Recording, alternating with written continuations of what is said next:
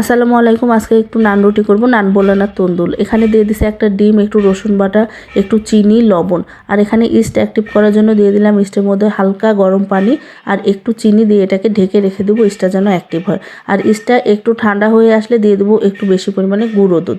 তারপরে এখানে বাটিতে দিয়ে দিলাম আবার তেল আর ময়দা, তারপরে ইস্টের পানি দিয়ে এটাকে ভালো করে একটা আটার ডো করে নেব। তারপরে এটাকে ঢেকে রেখে দিতে হবে গরম কোনো জায়গায়, তাহলে 1-1.5 ঘন্টার মধ্যে আটাটা একদম পারফেক্ট হয়ে যাবে।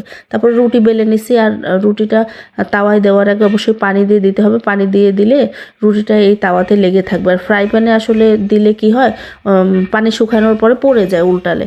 আর অবশ্যই এটাকে উল্টায় এভাবে একটু পোড়া পোড়া করে নিতে হবে, তাহলে রেস্টুরেন্টের মতো আসবে, তা না হলে হবে না। আর যদি রুটি এক পিঠ উল্টিয়ে অন্য পাশে দেন তাহলে এই ফোলা ভাবটা থাকে না। তো যাই হোক, নামানোর আগে একটু বাটার দিলে বাটার নান, না দিলে নর্মাল নান। তো কেমন লাগলো অবশ্যই কমেন্ট করে জানাবেন। ভালো লাগলে একটু লাইক কমেন্ট শেয়ারের ব্যবস্থা করবেন। সবাই ভালো থাকবেন। আজ এ পর্যন্ত। আল্লাহ হাফেজ।